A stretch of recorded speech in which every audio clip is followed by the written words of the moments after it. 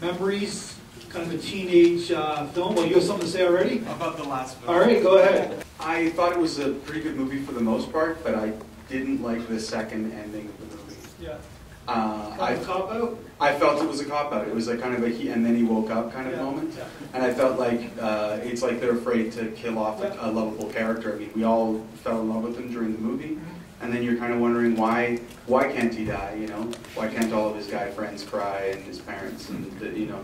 I mean, it's almost trivializing the whole point that you're making in the movie about how powerful love is and how when you lose somebody, I mean, somebody can say, oh, you know, it's just a girl and she didn't die, she just broke up with him or whatever, but I still feel like, you know, that pain is kind of trivialized at the end when he's kind of like, oh, no, I guess I'm not going to. It's an extremely valid point, because it's sort of like, you know, it's sort of like, oh, I'm dead, and all of a sudden I'm in the shower.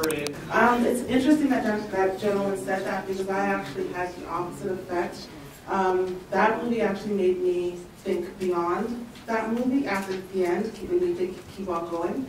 And I actually thought he was brave that he didn't jump, because it was a lot that he would have to deal with after the fact, because obviously he has a mental issue dealing with the breakup with a new girlfriend. So I actually thought he was brave when he didn't jump, considering all that could go on to continue from the movie. Yeah, I think many of us can relate, or maybe we're in it right now. We teenage, youthful breakup. It's kind of tough because you really have no context of life, and that's everything to you. So it's sort of like that. Sort of, I thought it was well done in the woods. Good metaphors. I love comedy, and I worked to be a comedian myself, and it was a beautiful laugh. When he fell on her and she was half naked, have you ever had sex in the woods? No. Good.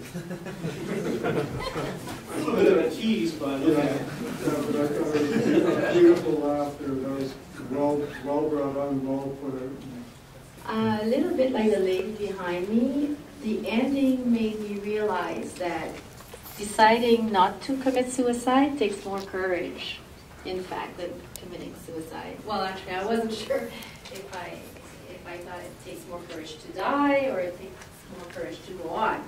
But I think it does take more courage to go on. You have to get up every day and face your loss. So it's continuing. Kippst du?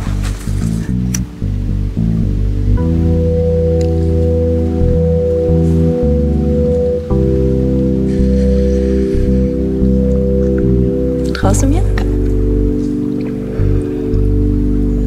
Wie meinst du das?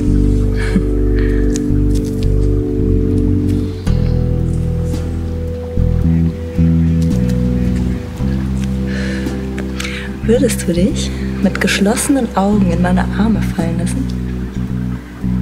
Klar. The cinematography is gorgeous in this film. I absolutely loved it, and the performances, the playfulness between the two of them, that was all so good. The ending, I got to say, the ending just confused me. I didn't grasp what had happened at the end. So, and that doesn't usually happen to me.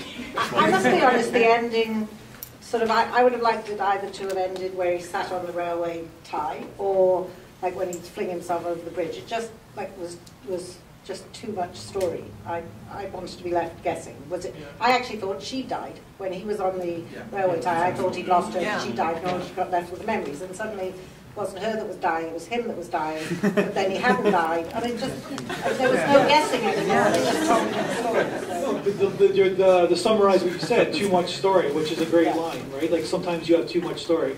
Just as we've been discussing this, part of the ending, it's been making me think that it might just be along the lines of that question that people have, like, who would go to my funeral? How would people react if I died? And I kind of thought that maybe that was what was going on, and then after he had kind of realized that people would be affected by this, he made the decision not to do it. whether it's reality or not. And then we'll go to your friend right beside you.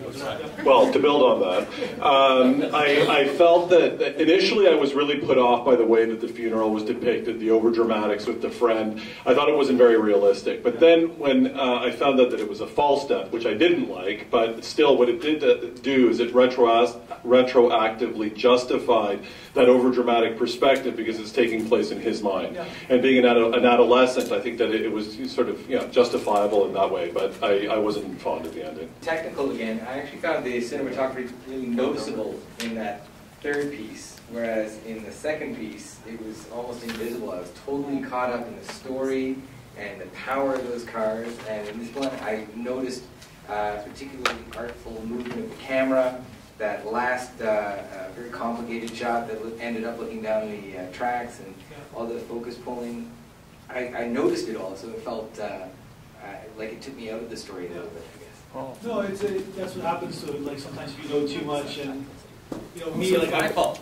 No, it's listen, I've seen hundreds and thousands of films, and I know how a film gets made. And sometimes when you look at the technical, that tells you something about the film, not about you. And then sometimes the film's so great, you don't notice anything at all.